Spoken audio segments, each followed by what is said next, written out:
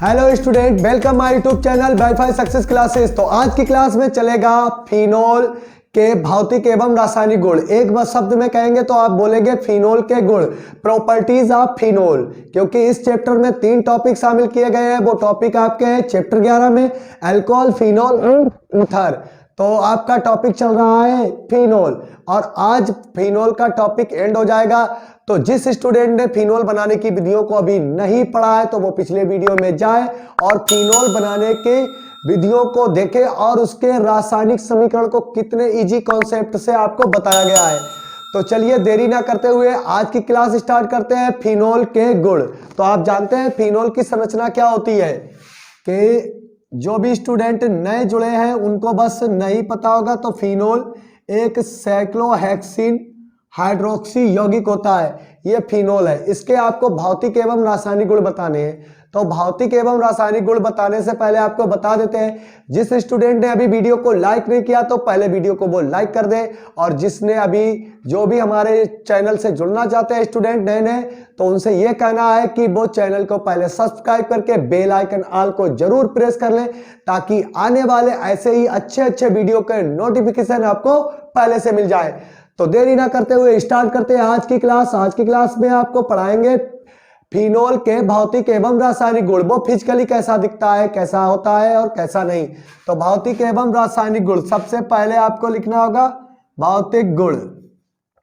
तो पहले भौतिक गुण में आपको बताना होगा कि फिनोल कैसे दिखते हैं। उसके बाद में दूसरा आ जाता है रासायनिक गुण।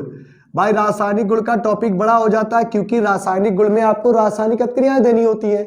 सीधी सी बात है, क्या करना होता है, रासायनिक गुण में रासायनिक अभिक्रियाओं को देना पड़ता है, रासायनिक अभिक्रियाएं करानी पड़ती हैं और बताना पड़ता है किस कारण दूसरा उत्पाद बनेगा।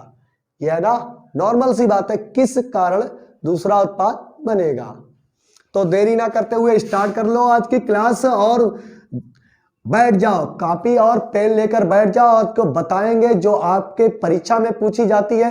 क्या होता है जब, यानी कि ऐसे क्वेश्चन पूछे जाते हैं, क्या होता है जब फिनोल की अभिक्रिया एसिटिल क्लोराइड या सोडियम हाइड्रोक्साइड किसी के साथ भी कराई जाती है, कोई भी अदर कंपाउंड के साथ जब अभिक्रिया कराई जाती है तो क्या बनता है। तो अब स्टार्ट करते हैं। पहला गुण भौतिक गुण। आप जानते हैं फिनोल को आपने नहीं देखा होगा, मोस्टली लोग नहीं देख पाते हैं, क्योंकि उनका काम जिससे संबंधित होता है, जो भी स्टूडेंट है या जो भी अदर लोग हैं वो फिनोल को इसलिए नहीं देख पाते क्योंकि वो उनसे रिलेटिव नहीं होता। अगर रिलेटिव होता है तो वो आसानी से देख लेते हैं। अगर उनके दैनिक जीवन का जो पर डे का कार्य है उससे अगर वो रिलेटिव होता है तो वो देख लेते हैं। नहीं देखा है तो हम आपको बताते हैं। फिनोल एक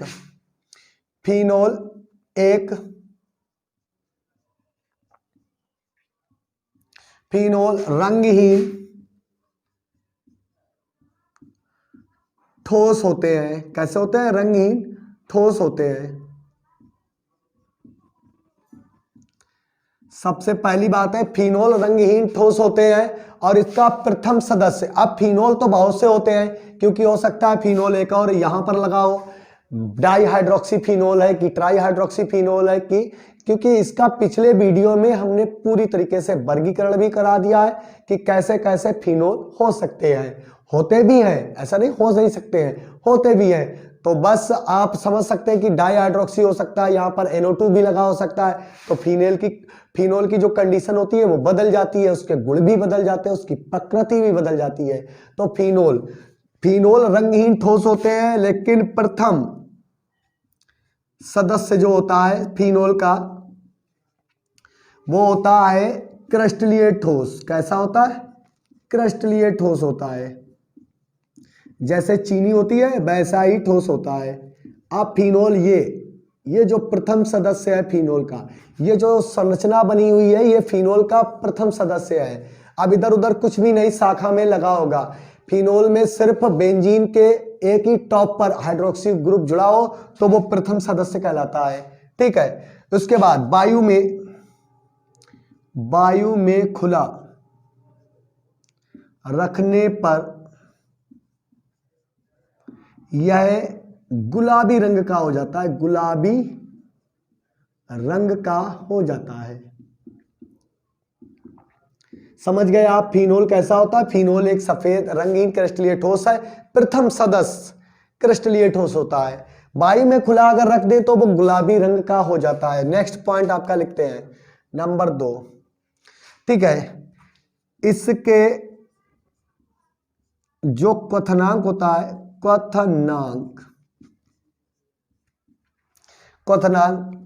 एल्कोहलों से कम, एल्कोहलों से कम और हाइड्रोकार्बन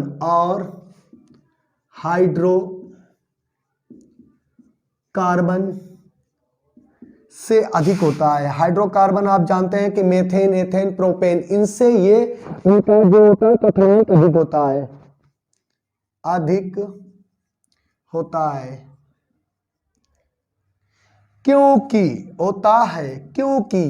क्या होता है? फिनोल के अणुओं के मध्य क्या होता है? फिनोल के अणुओं के मध्य हाइड्रोजन बॉन्ड पाए जाते हैं, हाइड्रोजन बॉन्ड पाए जाते हैं। ज्यादा लैंग्वेज ना लिख के हम ऐसे ही आपको बता देते हैं कि फिनोल के जब दो अणु आपस में जुड़ते हैं तो उनमें हाइड्रोजन बॉन्ड पाए जाते हैं। आपको बता देते हैं कैसे, इस प्रकार से। ये लीजिए, आप ऐसे ही लिखेंगे। ये लिखने का मतलब है आपके लिए हम नोट्स तैयार करवा रहे हैं। बच्चे कमेंट करते हैं, जितने भी स्टूडेंट होते हैं वो कमेंट करते हैं, क्या करते हैं? सर नोट्स प्रोवाइड होगा। नोट्स का पीडीएफ अभी नहीं बनाया है, तो इससे जो हमारे साथ में लिखना चाहते हैं, नोट्स बनाना चाहते हैं, तो साथ में लिखते रहिए, हम आपके साथ में बोलते रहेंगे। तो यहां पर क्या हो गया? OH। ठीक है, जब दूसरा फिनोल का अणु आता है तो यहां पर हाइड्रोजन से इस ऑक्सीजन के बीच में कैसा बॉन्ड बन जाता है? Hydrogen bond. दो फिनोल के अणुओं के बीच में क्या होता है? हाइड्रोजन बॉन्ड होता है। जब इनके बीच में वैन डर वाल्स फोर्स होता ही है और एक हाइड्रोजन बॉन्ड भी बन जाता है तो इनके गलनांक क्वथनांक उच्च हो जाते हैं। अगला लिखते हैं नंबर 3। ये ठंडे जल में, तो ठंडा जल कर देंगे आप, चिल्ड जल ले लेंगे, यानी कि ज्यादा कोल्ड होगा तो ठंडे जल में कम विलय, परंतु गर्म जल में अधिक विलय होते हैं। ठीक है, ये हो गया इसका नेक्स्ट पॉइंट कि जो फिनोल होते हैं वो ठंडे जल में कम विलय परंतु गर्म जल में अधिक विलय होते हैं। इसके अलावा कार्बनिक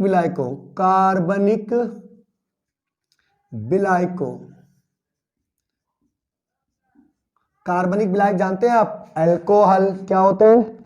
अल्कोहल, ईथर आदि, ETC एक्सेट्रा, ETC में पूर्ण विलय होते हैं। कैसे होते हैं? पूर्ण विलय होते हैं। ये हो गया उसका नेक्स्ट पॉइंट। ठीक है, 3 पॉइंट लिख गए, चौथा इसको रब करके लिख देते हैं, इसको रब करते हैं और इसका चौथा पॉइंट लिख देते हैं। चलिए इसको रब करिए और आगे बढ़ जाइए। अभी भौतिक गुण पढ़ रहे हैं आप, भौतिक गुण यहां से मिट चुका है, लेकिन आप लिखते रहिए भौतिक गुण में। तो नेक्स्ट पॉइंट लिखेंगे नंबर 4। फिनोल की प्रकृति विषाक्त होती है, मतलब होता है ये जहरीला होता है, विषाक्त होती है। फिनोल की प्रकृति विषाक्त होती है और संक्षारक होती है। नंबर 5 अगर आप लिखेंगे तो लिखेंगे त्वचा पर पड़ने से फफोले उत्पन्न हो जाते हैं, लीजिए भौतिक गुण समाप्त हो गए। ये होते हैं फिनोल के भौतिक गुण। क्या होता है आपको बता दिया है कि फिनोल एक रंगहीन क्रिस्टलीय ठोस है और इसमें एक स्मेल भी आती है, फिनोलिक स्मेल भी आती है। लेकिन इसका प्रथम सदस्य कैसा होता है? प्रथम सदस्य होता है इसका क्रिस्टलीय ठोस। लेकिन वायु में अगर आप इसको खुला रखेंगे तो ये गुलाबी रंग का हो जाएगा। ठीक है, उसके बाद में बताता है कि फिनोल के गलनांक व क्वथनांक अल्कोहलों से कम परंतु हाइड्रोकार्बन से अधिक होते हैं, क्योंकि इनमें क्या पाया जाता है, हाइड्रोजन बॉन्ड पाया जाता है। तो ये सभी होते हैं। इसके भौतिक गुण, फिनोल दिखता कैसा ये बता दिया। अब आ जाता है दूसरा गुण जिसको हम कहते हैं रासायनिक गुण। इसको हम मिटा देते हैं और बताएंगे रासायनिक गुण। रासायनिक गुण, तो यहां पर आप लिखेंगे हेडिंग नंबर 2, फिनोल के रासायनिक गुण, केमिकल प्रॉपर्टीज ऑफ फिनोल। तो केमिकल प्रॉपर्टी आपको बतानी है फिनोल की, तो सबसे पहली आप लिखेंगे कि यहां पर ये दो ही समूह से रासायनिक गुण देता है। नंबर 1 हाइड्रोक्साइड, क्या होता है, हाइड्रोक्सी समूह। क्या लिखेंगे आप, हाइड्रोक्सी समूह से अभिक्रियाएं, हाइड्रोक्सी समूह से अभिक्रियाएं होंगी। तो यहां पर हाइड्रोक्सी समूह के गुण बताने होंगे। तो सबसे पहले इसके अंदर आ जाती है अम्लीय प्रकृति, ए अम्लीय प्रकृति। अम्लीय प्रकृति, जो फिनोल होता है वो एक दुर्बल अम्लीय प्रकृति का होता है, क्योंकि जल में घोलने पर हाइड्रोजन आयन, जल में घोलने पर हाइड्रोजन आयन उत्पन्न करते हैं। जैसे आपको लिखना होगा C6H5OH, ये क्या है, फिनोल। फिनोल को जब आप जल में घोलेंगे H2O तो C6H5O, ये बनेगा फेनॉक्साइड। क्या बनेगा, फेनॉक्साइड।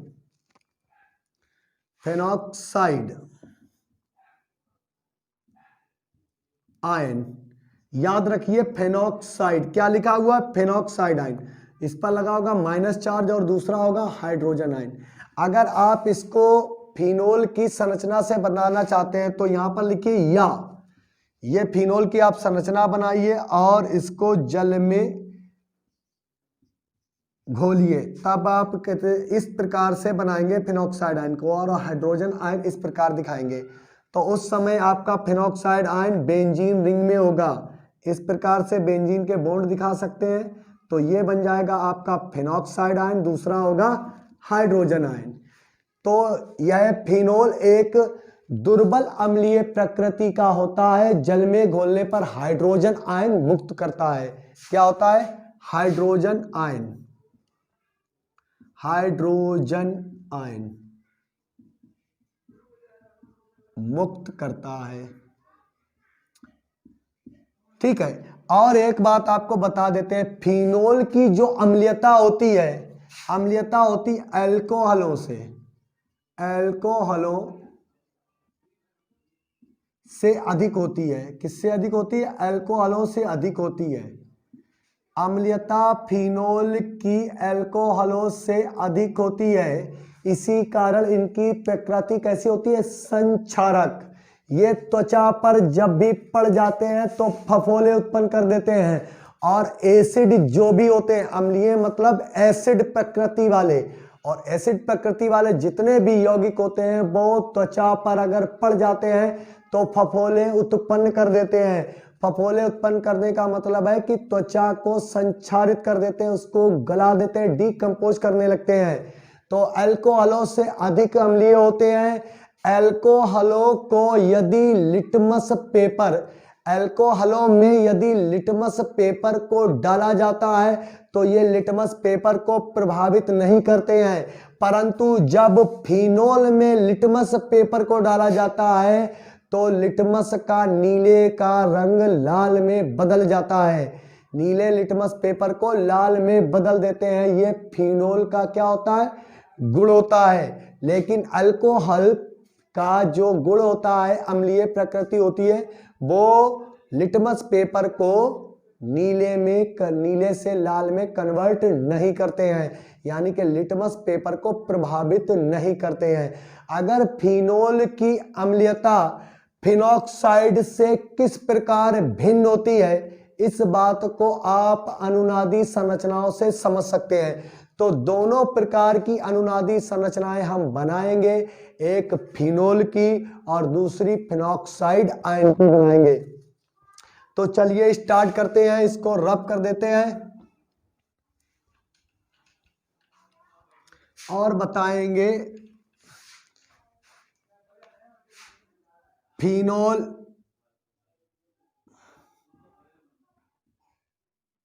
व फिनॉक्साइड आयन, फिनॉक्साइड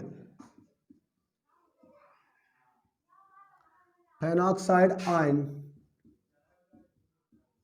का स्थायित्व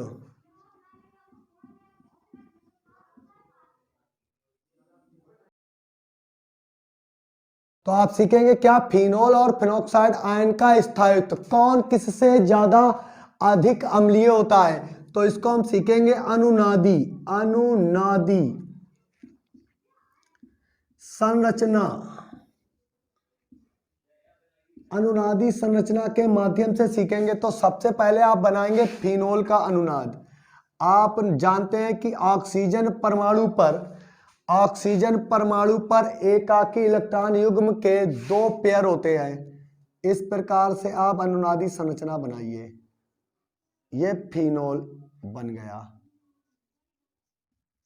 ठीक है, और इसका ये बंध लगा हुआ है। उसके बाद आप फिनॉक्साइड आयन बनाइए। दोनों का अनुनाद आपको एक साथ में बताएंगे तो पूरी तरीके से आपके समझिए माइंड के उस स्टेज पर चला जाएगा कि आप कभी नहीं भूलेंगे कि कौन सा ज्यादा स्थायी है और कौन सा कम स्थायी है। फिनॉक्साइड आयन से कम स्थायी होता है, लेकिन इसको समझना कैसे है, आप बातों में तो समझ जाएंगे, बातों में ये सीख जाएंगे फिनोल का जो स्थायित्व होता है या अम्लीय प्रकृति होती है वो फिनॉक्साइड आयन से कम होती है। पर क्यों, वाह, रीजन क्या है, तो अनुनादी संरचनाएं बनानी पड़ेंगी। तो फिनॉक्साइड आयन बनाते हैं, और फिनॉक्साइड आयन में जो ऑक्सीजन जुड़ा होता है उस पर 3 एकाकी इलेक्ट्रॉन युग्म पाए जाते हैं। ये होते हैं इसमें पाए जाने बॉन्ड। ये होता है फिनॉक्साइड आयन, और ये क्या है, फिनोल। तो यहां पर लिख देते हैं, ये है आपका फिनोल, ये है फिनोल और ये है फिनॉक्साइड आयन। अगर आप इसको लिखेंगे तो एक तरीका और लिखा मिल सकता है, फिनॉक्साइड आयन, साइड आयन। तो चलिए स्टार्ट करते हैं, देरी ना करते हुए अब स्टार्ट करेंगे। और इस पर पाए जाते हैं 2 पेयर, इलेक्ट्रॉनों के 2 पेयर पाए जाते हैं। किस पर, फिनोल पर। जैसे ही फिनोल का इलेक्ट्रॉन घनत्व यानी कि इलेक्ट्रॉन घनत्व पैरा की पोजीशन पर पड़ता है तो संयोजकता 2 हो जाने के कारण, नाभिक की संयोजकता 4 हो जाने के कारण पाई बंध के इलेक्ट्रॉन टूटकर सबसे पहले आ जाते हैं ऑर्थो पोजीशन पर, ठीक है। उसके बाद में ये हाइड्रोजन आयन पृथक हो जाता है और इस पर क्या, कोई भी अभी चार्ज नहीं आएगा, सिर्फ क्या होता है, धन आयन, क्या होता है, धन आयन आ जाएगा। उसके बाद में ये 2 इलेक्ट्रॉन इस पर आक्रमण कर देते हैं तो ये टूटकर यहां आ जाता है, और आने वाली संरचना क्या बनती है, इस प्रकार से बनती है, और द्विबंध हो जाते हैं यहां पर, और ये इलेक्ट्रॉन का एक जोड़ा रह जाता है। कहां रह जाता है, एक इलेक्ट्रॉन का, और जिससे इलेक्ट्रॉन की कमी आ जाती है उस पर आ जाता है धन आवेश। क्या आ जाता है, धन का आवेश, और यहां पर इलेक्ट्रॉन का एक पेयर उस पर दिखाएंगे माइनस। अब बंद बचे हुए हैं ये और ये, ऐसे ही यहां पर पोजीशन दिखाते हैं। तो ऐसी कंडीशन में यहां पर क्या हो जाता है कि पहले से ही फिनॉक्साइड आयन पर ऋण आवेश है और ये द्विबंध बना लेता है और 2 इलेक्ट्रॉनों का इस प्रकार से पेयर रह जाता है, ठीक है। अब ये 2 इलेक्ट्रॉन यहां आ जाते हैं, 2 बंद, और 2 इलेक्ट्रॉन कहां पर होते हैं, इस स्थान पर। अब ऐसी कंडीशन में आगे क्या होता है कि जैसे ही ये इलेक्ट्रॉन बंद बनाने के लिए इस स्थान पर आक्रमण करते हैं तो ये बॉन्ड टूट जाता है और कहां पर आ जाता है, थोड़ा नीचे बनाते हैं, थोड़ा ऑक्सीजन परमाणु को नीचे दिखाते हैं क्योंकि दोनों के चल रहे हैं अनुनाद साथ में। तो इस प्रकार से यहां पर आ जाता है, अट्रैक्शन कहां हो जाता है, इस स्थान पर। अब इलेक्ट्रॉनों का घनत्व तो सबसे पहले कहां आया, ऑर्थो पर, उसके बाद में पैरा पर। तो पोजीशन किस प्रकार से हो जाएगी बंधों की, इस प्रकार से। ये लीजिए, ये OH और 2 इलेक्ट्रॉनों का और इस पर पेयर, क्योंकि इस पर धन आवेश आ जाएगा, इसके इलेक्ट्रॉन चले गए हैं ऑक्सीजन के, तो इसके बाद में ये बंध बन जाता है क्योंकि इलेक्ट्रॉनों ने आक्रमण इस स्थान पर किया और इलेक्ट्रॉनों का पेयर आ जाता है पैरा पोजीशन पर। उसके बाद में ये दो बंद होते हैं।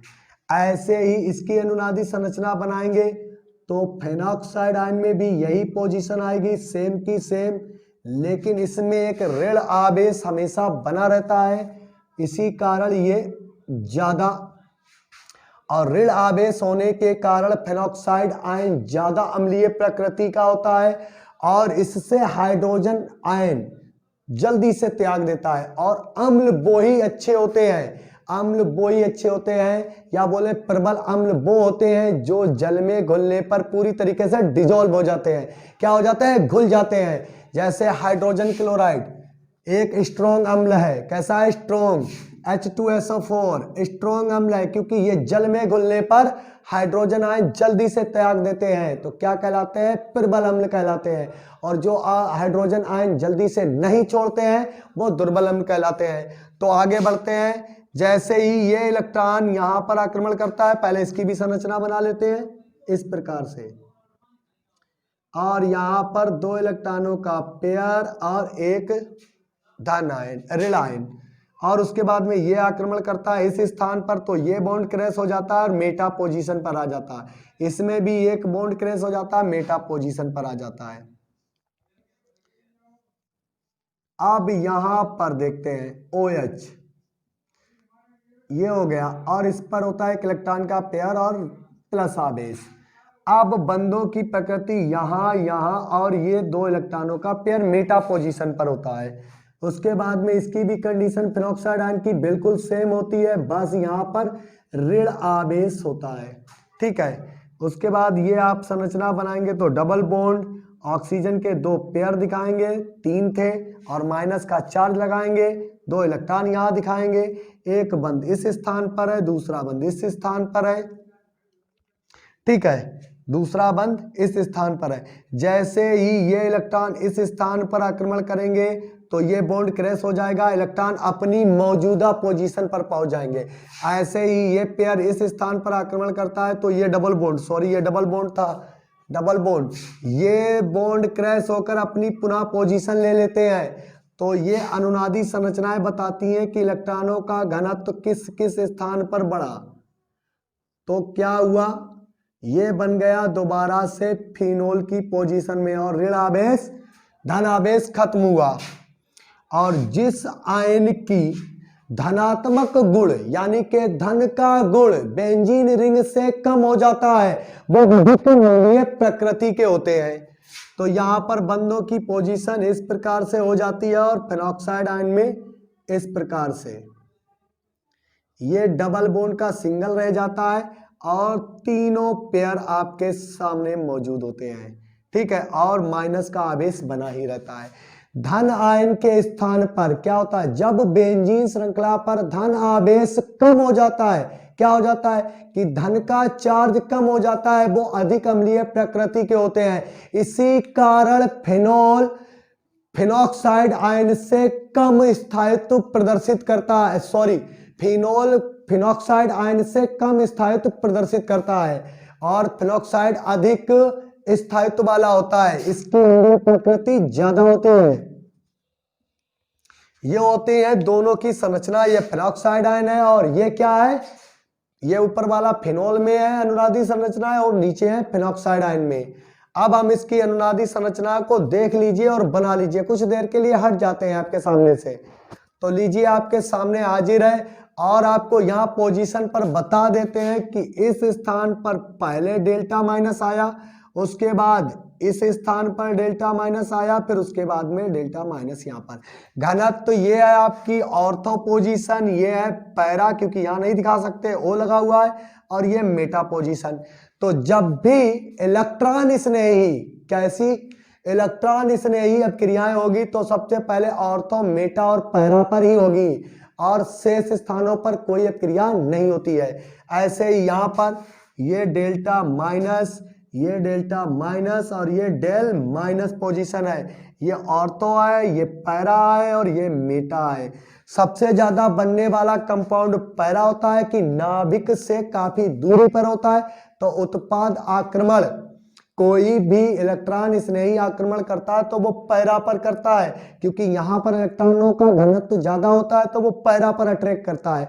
तो बनने वाला जो प्रमुख उत्पाद होता है, जैसे आप बनाए 2-3 चीजों का मिश्रण बनेगा, किसी भी चीज को आप बनाते हैं तो 2-3 चीजों का मिश्रण बन जाता है, लेकिन आपका जो ज्यादा मात्रा में बनता है वो प्रमुख होता है, मेजर होता है, और जो कम मात्रा में बनता है वो होता है गौड़ यानी कि माइनर होता है। तो चलिए देरी ना करते हुए स्टार्ट करते हैं, अब बताते हैं।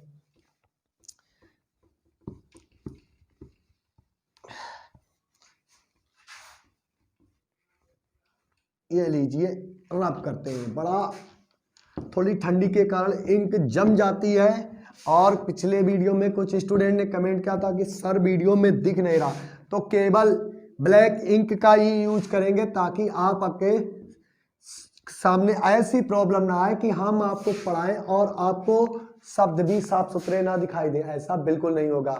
बस बात यह है कि हम जैसे भी अपना वीडियो बना रहे हैं, कैसे भी किसी भी कंडीशन में आपको बस प्रोवाइड करा रहे हैं, आपको बेहतर से बेहतर देना चाहते हैं, दिखा देना चाहते हैं आपके माध्यम से। हम अपनी क्वालिटी आपके माध्यम से दिखा देना चाहते हैं कि आप कितने लेवल के ऊपर जा सकते हैं, किस रेंज तक पहुंच सकते हैं। बस जुड़े रहिए हमारे channel, YouTube channel wifi success classes से, और ऐसे ही पढ़ते रहिए, मुस्कुराते रहिए, बस हंसते हंसते पढ़ते जाइए। देखिए कैसे नंबर आते हैं।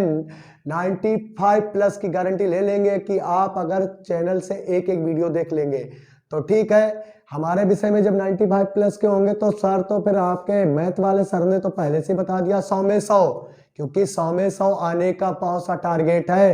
अगर जिस स्टूडेंट को हमें से सबूत चाहिए तो वो सबूत भी ले सकता है, हम उसको बता सकते हैं। देखिए मेरे आने वाले स्टूडेंट के कितने लोगों के 95+ मार्क्स आते हैं, इस बात का वादा है, और अब आपके सामने फेस टू फेस बात कर रहे हैं तो हम आपसे झूठ क्यों बोलेंगे, क्योंकि शिक्षा का ये मंदिर है, ये शिक्षा का क्षेत्र है, यहाँ पर झूठ बोलना गलत बात होती है। तो 95+ वाले मार्कशीट आपके सामने होगी, मेरे स्टूडेंट की होगी, आप उसका एरिया चेक कर सकते हैं किस एरिया से वो बिलोंग करता है, ठीक है। तो ये बातें बाद में होती रहेंगी, जब आप अपने डालेंगे तो हम अदर आने वाली जनरेशन को हम बताएंगे, देखिए हमारे स्टूडेंट ये थे जो पिछले ईयर में टॉप करके आए हैं इसी चैनल के माध्यम से, तब उस समय समझो कितनी ज्यादा हमको खुशी मिलेगी, ठीक है। तो देरी ना करते हुए अब स्टार्ट करते हैं, बताते हैं।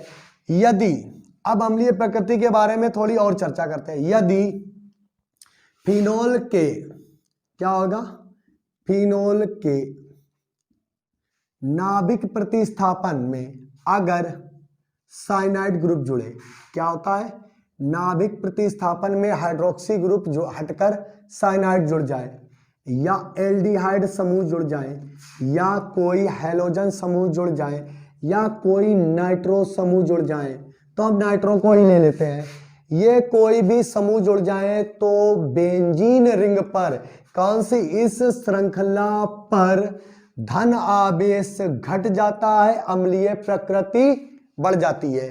अब यहां पर अम्लीय प्रकृति का कारण यह है कि बेंजीन रिंग की किस पोजीशन से जुड़ा हुआ है, ये आपका है इस OH के जुड़ने पर, यहां पर अब OH ये है।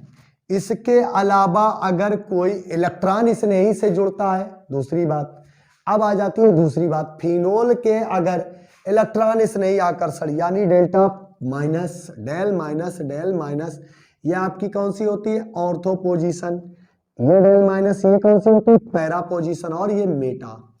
अगर ये नाइट्रोसाइनाइड, एल्डिहाइड और हाइड्रोजन और नाइट्रो ग्रुप पैरा से जुड़ता है, किससे? पैरा से, तो बेंजीन रिंग पर सबसे कम धनावेश होता है, सबसे कम धनावेश होता है।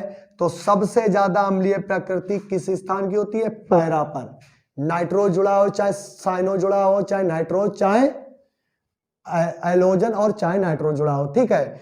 उसके बाद में पोजीशन आती है ऑर्थो की, किसकी? ऑर्थो। तो सबसे ज्यादा जुड़ने पर अम्लीय प्रकृति कौन प्रदर्शित करेगा? पैरा पोजीशन वाला, उसके बाद में ऑर्थो वाला, और उसके बाद में शेष बचा हुआ आप जान ही जाते हैं मेटा वाला, और उसके बाद अम्लीय प्रकृति किसकी होगी? फिनोल की, क्योंकि फिनोल अकेला होता है भाई। अगर फिनोल की चक्रीय संरचना में जो बेंजीन होती है, बेंजीन से अगर पैरा पोजीशन से साइनाइड, एल्डिहाइड, हाइड्रोजन और नाइट्रोजन जुड़े होते हैं तो अम्लीय प्रकृति ज्यादा होती है। अगर ऑर्थो से जुड़े होते हैं तो पैरा वाले से कम होती है। अगर मेटा से जुड़े होते हैं तो वो ऑर्थो से कम होती है, और फिनोल की इन तीनों से कम होती है। तो आप समझ गए। तो अब बताते हैं फिनोल की अभिक्रियाएं। ये मोस्ट इंपॉर्टेंट टॉपिक है, 2019 में कंपेयर का क्वेश्चन पूछा गया था। फिर बात आ जाती है कि हम इतना याद नहीं रखते हैं, कि इस बात का ध्यान नहीं देते हैं कि वो प्रैक्टिस सेट का कोड कौन सा था, ठीक है। तो इतना आप जानिए, 2019 में हमने प्रैक्टिस सेट को सॉल्व कराया था, जब से हमने अपने चैनल की बिगिनिंग की थी, मतलब श्री गणेश किया था। जब हमने अपने चैनल का श्री गणेश किया था तो वो 2019 के पेपर का सॉल्यूशन डाला था, और बताया था उसमें एक सॉल्यूशन में कि फिनोल, ये क्वेश्चन पूछा गया था कि फिनोल से फेनॉक्साइड आयन अधिक क्यों अम्लीय प्रकृति या स्थायित्व प्रदर्शित करता है। तो इस बात के लिए हमें बनानी थी अनुनादी संरचनाएं। तो याद रखिए, अनुनादी संरचना मोस्ट इंपॉर्टेंट है, इसको आप सीख लीजिए। कुछ नहीं करना होता, बस बंडों जो बॉन्ड बने होते हैं उनका क्लीवेज करना होता है, पोजीशन बदलनी होती है, और बताना होता है स्थायित्व कैसा है। तो चलिए स्टार्ट करते हैं केमिकल इक्वेशन। केमिकल इक्वेशन में सबसे पहली अभिक्रिया आप लिखेंगे किसके साथ? नंबर 1, सोडियम हाइड्रोक्साइड के साथ अभिक्रिया।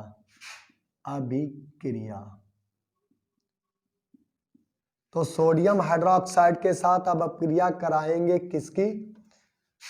अल्कोहल की। तो सबसे पहले आप लिखिए कि फिनोल और सोडियम हाइड्रोक्साइड के साथ अभिक्रिया करेगा, और किस ग्रुप से होनी है? हाइड्रोक्साइड ग्रुप से होनी है। हाइड्रोक्साइड में पहले अम्लीय प्रकृति की चल रही है, तो सबसे पहले आपका क्या निकल जाएगा? जल। क्या निकल जाएगा? जल। जब कास्टिक सोडा के साथ फिनोल को गर्म किया जाता है, सॉरी यहाँ पर हाइड्रोजन आयन लेंगे, अभी फेनॉक्साइड आयन की स्थायित्व तो है, क्योंकि सबसे पहले क्लीवेज किसका होगा? हाइड्रोजन का, और यहां पर पूरा हाइड्रोक्साइड आयन लेंगे, तो माइनस का आपका क्या निकल जाएगा? जल। तो बनेगा फेनॉक्साइड आयन। ये बचा है O, और ये जुड़ जाएगा Na, तो ये बन गया फेनॉक्साइड आयन, और इसमें जुड़ा है सोडियम, तो इसका नाम हो गया सोडियम फेनॉक्साइड।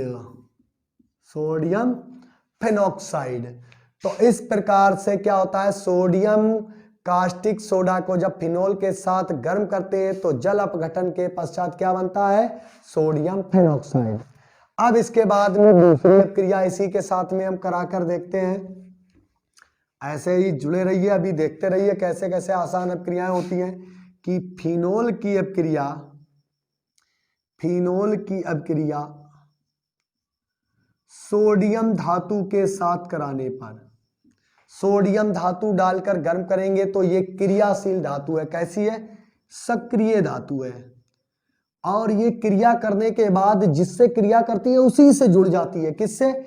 इसके फिनोल के साथ क्रिया कर रही तो उसी के साथ में जुड़ जाएगी। तो यहाँ से ये हाइड्रोजन निकलने हैं, जैसे अभी हमसे धोखे से हो गया था, लेकिन ये हाइड्रोजन, और हाइड्रोजन का फार्मूला होता है H2। कितना होता है H2, यहाँ पर H है तो 2 का मल्टीप्लाई करिए तो ये 2 हाइड्रोजन हो गए और 2 सोडियम इसी को दे दीजिए, तो आपका क्या बन जाएगा 2NaO, और हाइड्रोजन गैस क्या हो जाएगी, मुक्त हो जाएगी। तो ये बन गया है सोडियम फेनॉक्साइड, लेकिन कितने अणु बने हुए हैं, 2।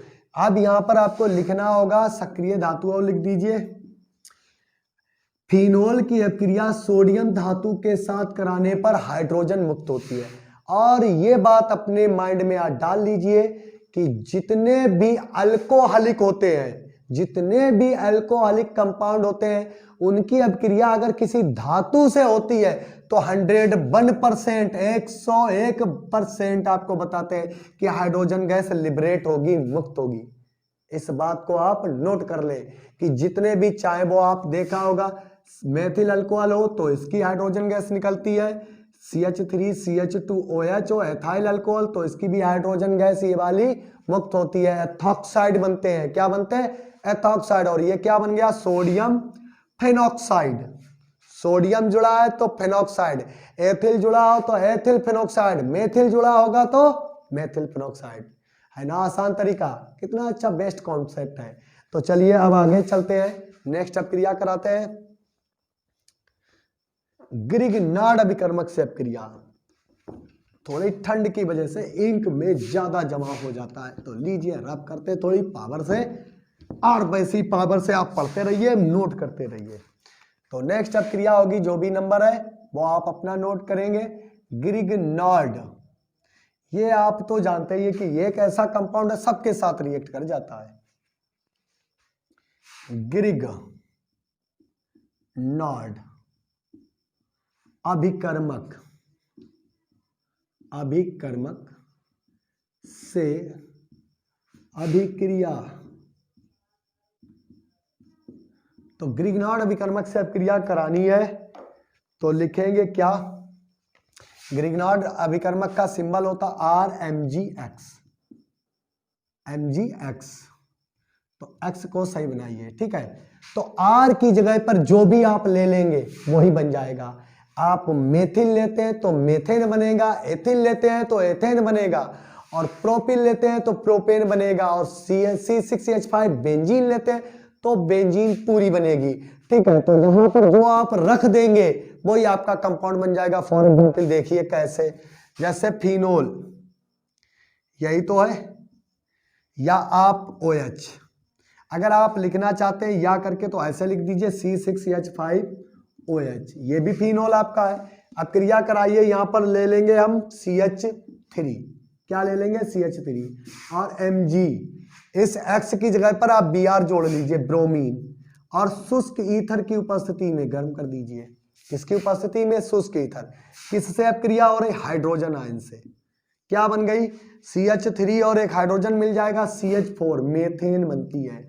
यूं कहिए एक भाषा में, देखिए थोड़ा रिलैक्स होकर आपको बताते हैं कि जब भी ग्रिग्नार्ड अभिकर्मक हाइड्रोजन युक्त यौगिकों से अभिक्रिया करता है जिनमें हाइड्रोजन आयन निकलता है, जो हाइड्रोजन आयन देते हैं, ऐसे कह सकते हैं जो अम्लीय प्रकृति के होते हैं, वो एल्केन का निर्माण करते हैं। चाहे वो मेथेन बनाओ, चाहे वो एथेन बनाओ, चाहे वो बेंजीन बनाओ, वो एल्केन एल्कीन का निर्माण करते हैं। तो यहां पर देखिए फिनोल हाइड्रोजन आयन देता है, अम्लीय प्रकृति का होता है, और शेष जो बचेगा वो अलग बन जाएगा ईथर का कंपाउंड, लेकिन बनाएगा सबसे पहले मेन कंपाउंड में एल्केन, एल्केन बनाते हैं। और आगे क्या बचा है, आगे वाला इसके पास में नहीं लिखते, प्लस में, क्योंकि उधर आपको दिख ना पाए।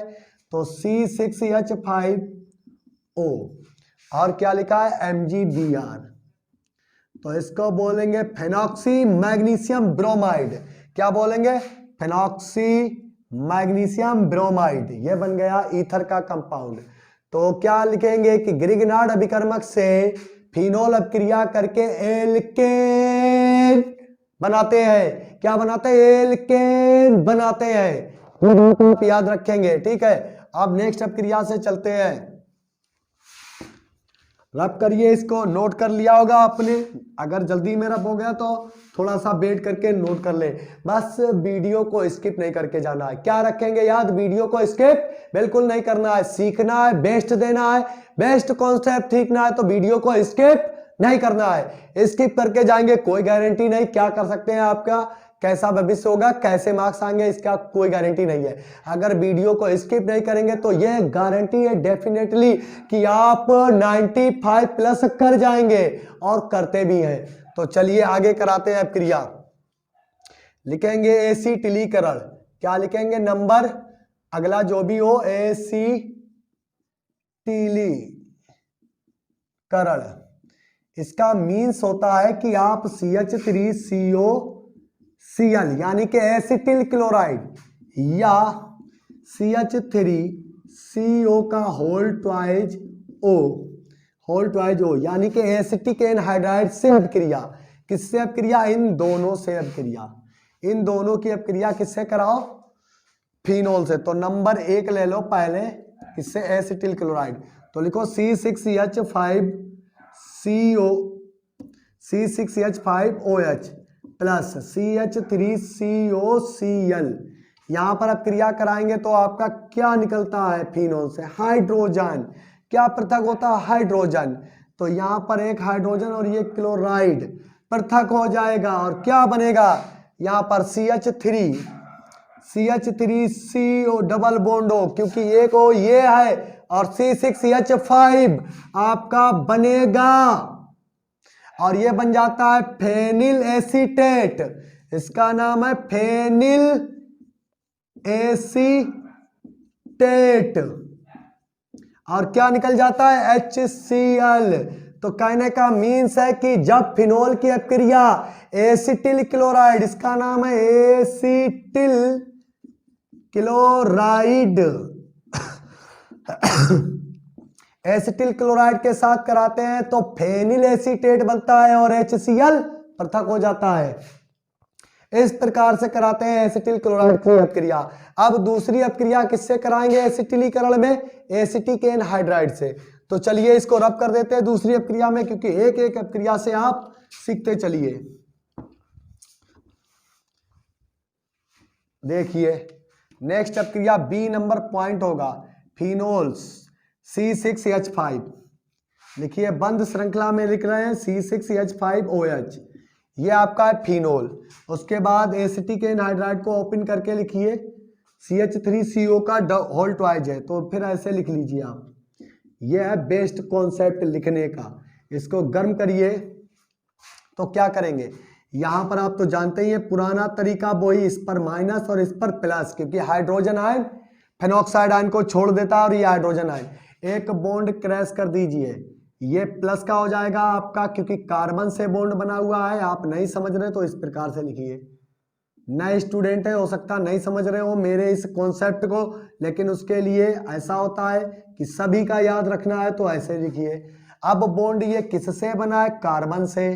कार्बन की विद्युत ऋणात्मकता ऑक्सीजन से कम होती है, कम होती है, कम होती है।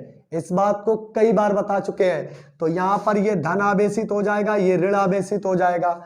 उल्टे जोड़ दीजिए, ये हाइड्रोजन आयन धन से जुड़ जाएगा और ये पूरा फेनॉक्साइड आयन इससे जुड़ जाएगा। तो पहले धन से जोड़िए, CH3COO लिखा हुआ है तो लिखिए नीचे CH3COO लिख गया। उसके बाद में जुड़ने कौन आ रहा? Hydrogen ion. क्या बना पहले? एसिटिक अम्ल। यह बन गया आपका एसिटिक अम्ल। अब बचा क्या? CH3CO लिखिए आगे, CH3CO। आप इसे प्लस में लिखें आगे, बोर्ड में आपको दिखाई नहीं देगा तो हम इसके नीचे प्लस करके लिखे देते हैं, ठीक है। CH3CO लिख गया। इतना कॉन्सेप्ट आपका बचा धन आयनिक, और इधर इतना कितना बचा है? ऋण आयनिक। OC6H5 जुड़ जाएगा, OC6H5। क्या बना? वही पुराना कंपाउंड फेनिल एसीटेट, इसका नाम है फेनिल एसीटेट।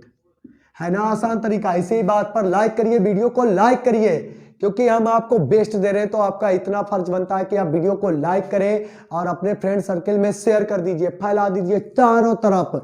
जितनी भी ब्रॉड एरिया में आपका नेटवर्क फैला है, आपकी फ्रेंड सर्किल है, फेसबुक, ट्विटर, इंस्टाग्राम, किसी पर वीडियो को शेयर करके हमारे तरीकों को बताइए, कि शेयर करिए और बताइए कि इस चैनल पर बेस्ट मेथड के साथ में वीडियो अपलोड होते हैं, जिससे कोई भी स्टूडेंट, लटे से लटा स्टूडेंट सीखकर बेहतर बन सकता है। आपके उज्जवल भविष्य के लिए हम इतनी मेहनत कर रहे हैं, तो आपका फर्ज बनता है कि आप लाइक करें और कमेंट बॉक्स में ये कमेंट करके बताएं कि आपको कैसा लगा हमारा कॉन्सेप्ट। तो यहाँ पर रब करते हैं। नेक्स्ट अपक्रिया आपकी कराएंगे सोडियम धातु से अपक्रिया, सोडियम धातु से अपक्रिया, जिसे हम कहते हैं विलियम संश्लेषण, विलियम संश्लेषण। आप कराएंगे आपका विलियम संश्लेषण, जिसका मीन्स होता है एल्कीली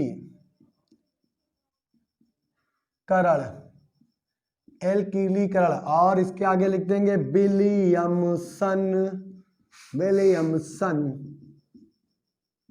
संश्लेषण। क्या है? विलियम संश्लेषण। तो विलियम संश्लेषण में आप जानते हैं जब भी आपकी अपक्रिया होगी तो किसके साथ होनी है? सोडियम धातु के साथ में।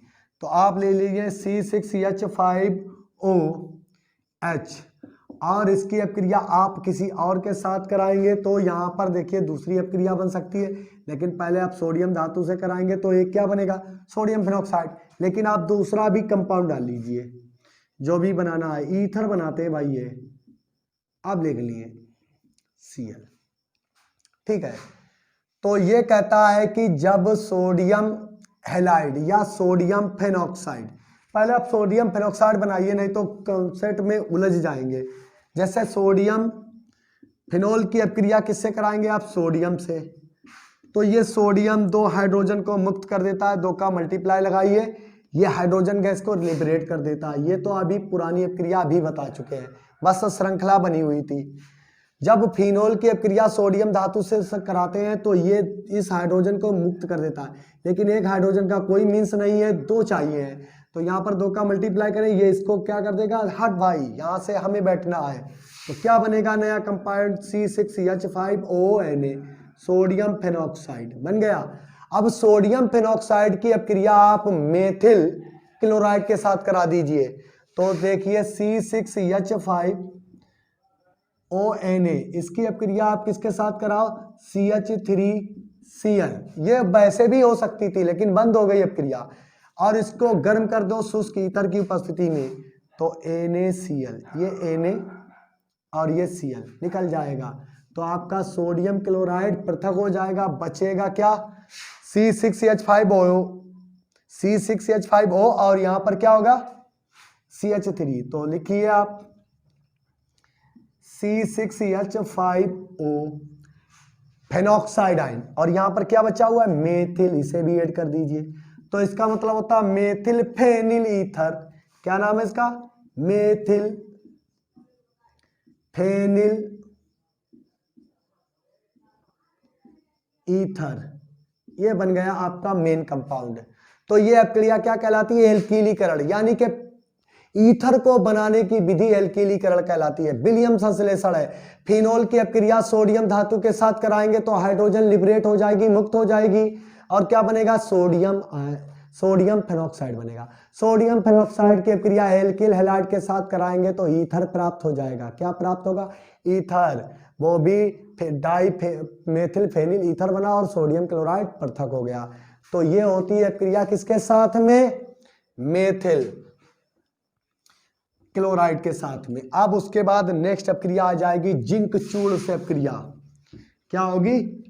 जिंक चूर्ण से अपक्रिया। यहां पर उल्टा ही रीजन हो जाएगा, Zn चूर्ण से अपक्रिया, अभिक्रिया। क्या करेंगे? निर्जल एल्युमिनियम क्लोराइड। क्या करेंगे? निर्जल एल्युमिनियम क्लोराइड की उपस्थिति में फिनोल में, ये फिनोल आपका है OH, और जिंक चूर्ण डाल देंगे। क्या डाल देंगे? जिंक चूर्ण डाल देंगे। जैसे ही जिंक चूर्ण डालकर गर्म करेंगे तो ये जिंक ऑक्सीजन को छीन ले जाएगा और ये हाइड्रोजन इसी में रिप्लेस हो जाएगा। यानी कि दोबारा आ जाएगा, तो ये बन जाएगी बेंजीन, और क्या निकल जाएगा ZNO, benzene. Most important equation, important, सबसे ज्यादा पूछा जाता है कि फिनोल से बेंजीन कैसे प्राप्त करेंगे, फिनोल से बेंजीन कैसे प्राप्त करेंगे। कुछ नहीं करना, जिंक चूर्ण डालिए, क्या जिंक चूर्ण डालिए और वो ऑक्सीजन को छीन लेता है, ZNO बनाता है, बेंजीन हो जाती है। ये हाइड्रोजन कहाँ गया, कंफ्यूजन में होगा, ये हाइड्रोजन कहाँ गया। अरे भाई जब ये OH लगाया था यहाँ पर तो ये हाइड्रोजन यहाँ से निकाला था, क्योंकि आप जानते हैं बेंजीन की संरचना में हर एक कार्बन कॉर्नर पर, कोने पर एक हाइड्रोजन और एक कार्बन होता है। ये है बेंजीन की रियल संरचना जो हम बंद करके बनाए देते हैं। जब ये हाइड्रोजन निकला था तभी तो OH ग्रुप जुड़ाकर, क्या ऐसे घरमानी मनमानी नहीं है कि चलो हाइड्रोक्सी समूह, जब ये हाइड्रोजन को रिप्लेस करता है, हटा देता है, तो खुद उसके स्थान पर जुड़ता है, तो वो उसके अंदर नहीं लिख सकते हैं तो उसको बाहर दिखाते हैं। अब ये वो छीन लिया, ये हाइड्रोजन फिर वापस आ गया, क्या बन गई, बेंजीन बनी हुई है, वही ये है। समझ गए होंगे बात को बहुत अच्छी तरीके से। तो चलिए अब नेक्स्ट अभिक्रिया कराते हैं PCl5 के साथ। अभिक्रिया PCl5 के साथ अभिक्रिया, लिखिए PCl5 के साथ अभिक्रिया। नोट करते चलिए, नोट करते चलिए और लाइक करते रहिए, बस लाइक करते जाएंगे तो समझिए मजा आता जाता है उतने ही वीडियो में। लीजिए ये फिनोल है, आप श्रृंखला से बनाते हैं फिनोल।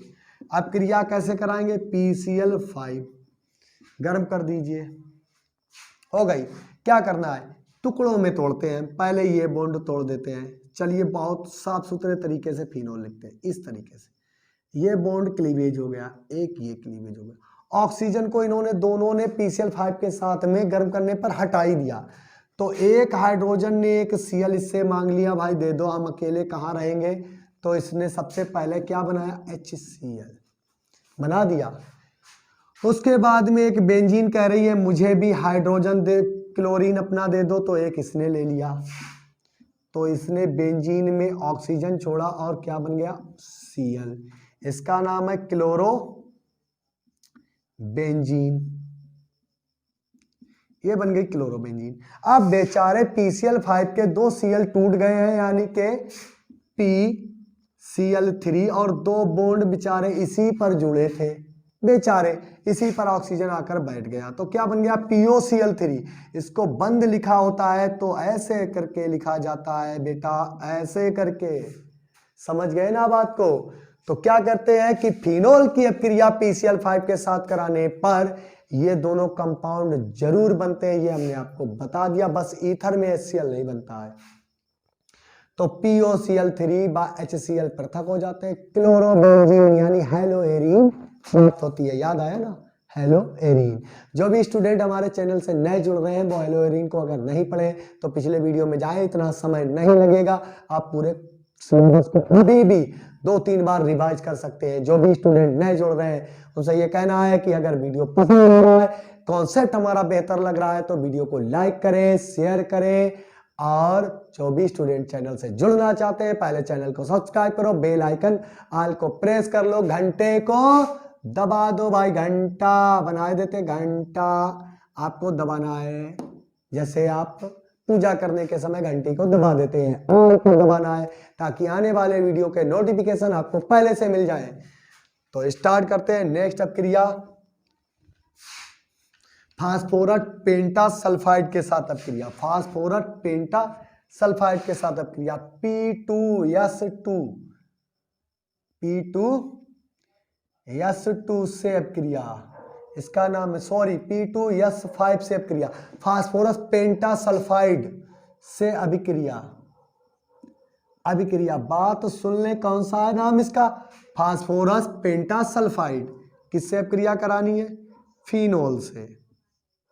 लिखिए आप फिनोल को इस प्रकार से, और क्या है P2S2 गर्म करेंगे तो क्या होगा, यहां पर सॉरी P2F5 है, बार बार S2 निकल जा रहा है, कोई बात नहीं है, ज्यादा बोलने पर जुबान थोड़ा सा लड़खड़ा गई। इस ऑक्सीजन को इसको साथ दे देना है तो बनाना है P2O5, फास्फोरस पेंटाऑक्साइड बनाना है। सल्फर यहां जोड़ने हैं तो इस ऑक्सीजन को आप कितनी बार कर लेंगे, 5।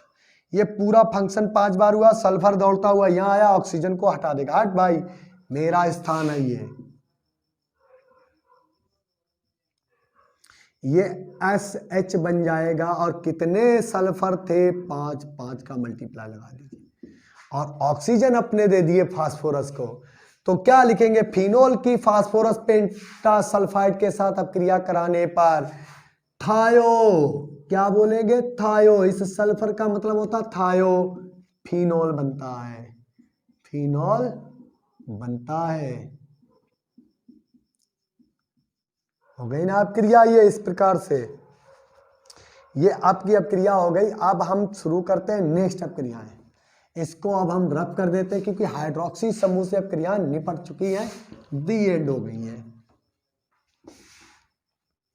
अब आपका आ जाएगा नंबर बी कॉन्सेप्ट, जिसका नाम होता है बेंजीन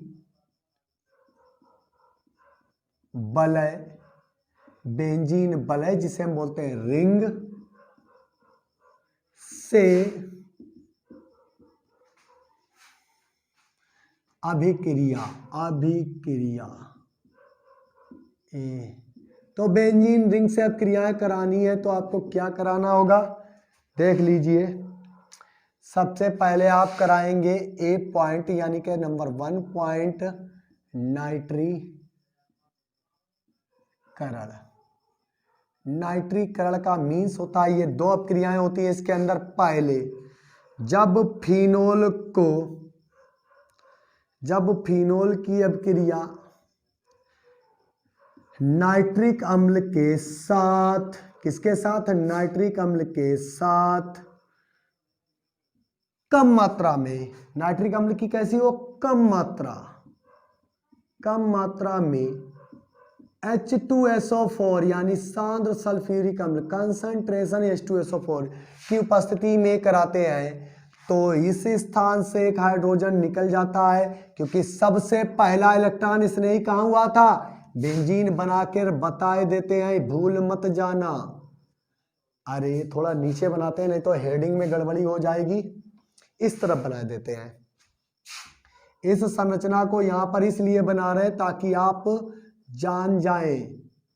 तो सबसे पहले इलेक्ट्रॉन का इसने किस स्थान पर आया था, वो था आपका मेटा, फिर उसके बाद में पैरा, अरे सॉरी क्या लिख दिया, ऑर्थो, पैरा और मेटा, ठीक है। ये होता है ऑर्थो पोजीशन, ये पैरा पोजीशन और ये मेटा। लेकिन सबसे ज्यादा कंपाउंड कौन सा बनता है, पैरा का, क्योंकि इससे इसका इलेक्ट्रॉनों की दूरी ज्यादा होती है तो सबसे पहले आक्रमण पैरा पोजीशन पर होता है, ठीक है। लेकिन इलेक्ट्रॉन का इसने शुरुआत यहां से होता है, अधिक इस पर होता है।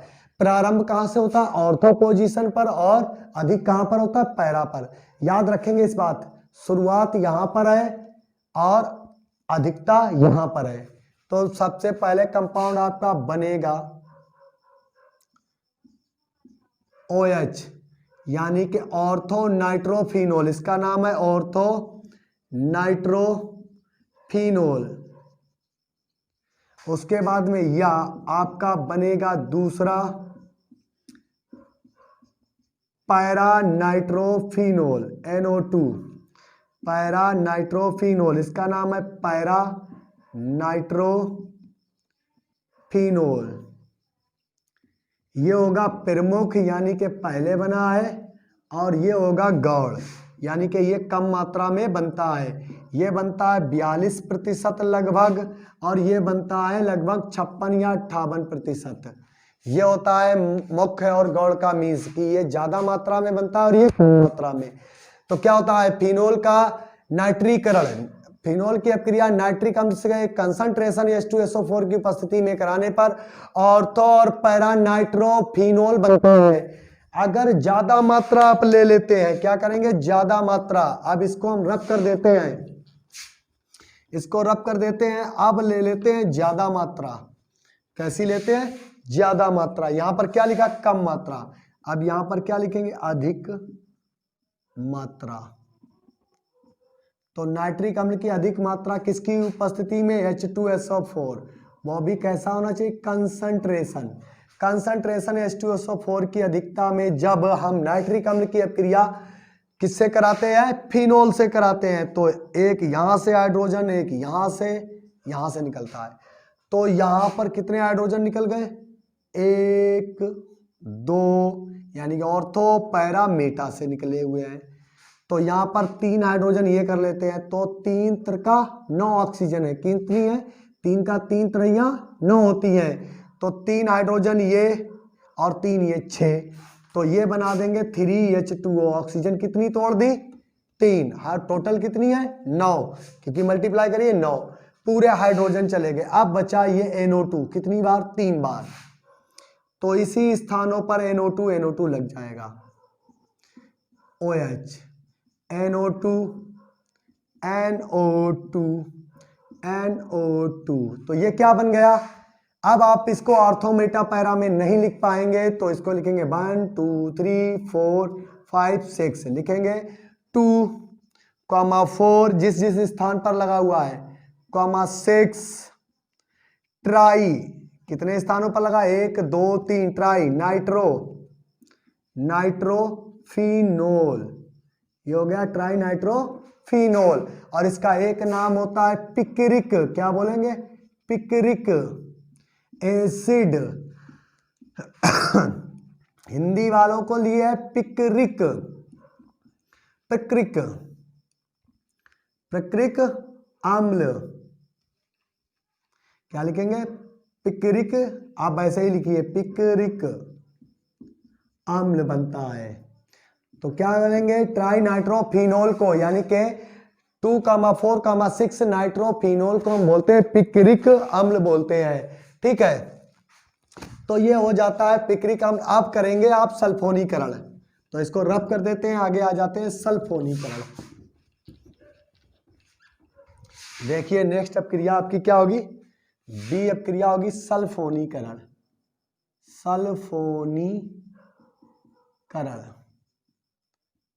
ठीक है। तो सल्फोनीकरण भी फिनोल की बेंजीन रिंग से ही होगा, क्योंकि ये सभी कंपाउंड रिंग से अपक्रिया करते हैं, H2SO4।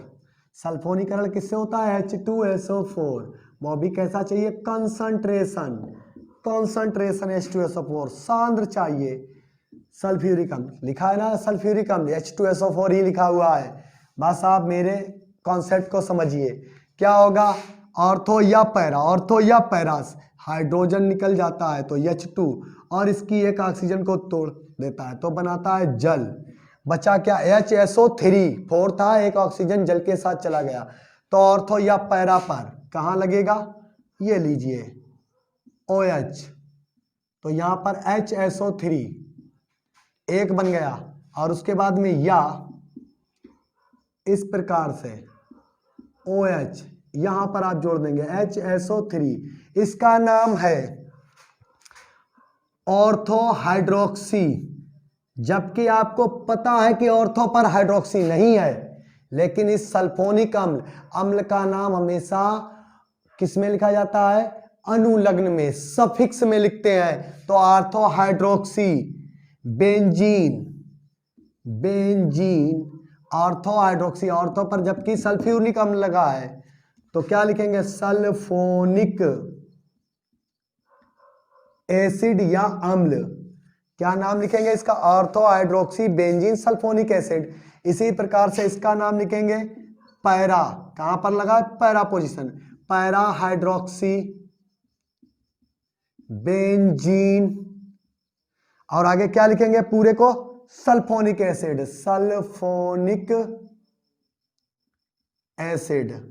ये हो गई सल्फोनेशन। क्या लिखेंगे, जब फिनोल की अपक्रिया सांद्र सल्फ्यूरिक अम्ल के साथ कराई जाती है तो ortho para hydroxy benzene sulphonic acid बनता है ना। आसान, कितना आसान तरीका है, देखिए नोट करिए इस बात को, नोट करिए। आगे चलते हैं, नेक्स्ट अपक्रिया, लास्ट अपक्रिया हैलोजनीकरण।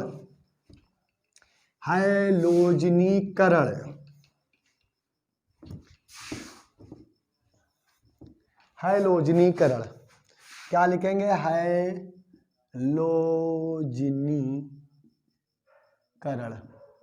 हैलोजनीकरण। और यह होती है आपकी CF क्रिया, किसकी प्रेजेंस में होती है, AlCl3 की उपस्थिति में। एल्युमिनियम क्लोराइड की उपस्थिति में जब अपक्रिया हैलोजन की किसके साथ कराते हैं,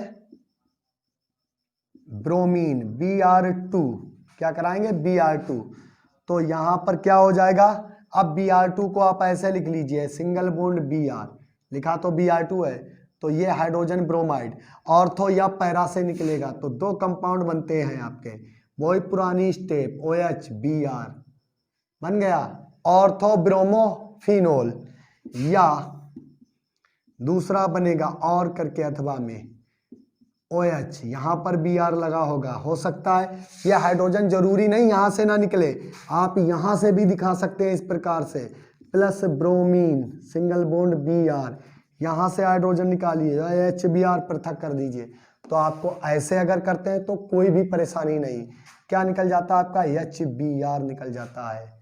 अगर हम जल लिखना भूल गए तो उसकी कोई बात नहीं, इसका मतलब है होता है ऑर्थो ब्रोमोफिनोल, और इसका नाम है para bromophenol. The end phenol chapter का, अब फिनोल टॉपिक का ही एंड हो गया, अब ईथर लास्ट, एक ही वीडियो में ईथर भी आपका सिमट जाएगा, क्योंकि आपके लिए तैयारी करानी है किसकी, अनसॉल्व की। तो कैसा लगा हमारा ये वीडियो, कैसा लगा, अगर ज्यादा पसंद आया है तो वीडियो को लाइक करिए और अपने फ्रेंड सर्किल में पूरी तरीके से फैला दीजिए, चाहे वो व्हाट्सएप, इंस्टाग्राम, ट्विटर, कुछ भी आप चलाते हैं उस पर क्या करेंगे, सेंड करेंगे, शेयर करेंगे। तो मिलते हैं नेक्स्ट वीडियो में नेक्स्ट टॉपिक के साथ, तब तक के लिए पढ़ते रहिए, मुस्कुराते रहिए, जुड़े रहिए हमारे चैनल वाईफाई सक्सेस क्लासेस से। तब तक के लिए धन्यवाद, थैंक यू, बाय बाय।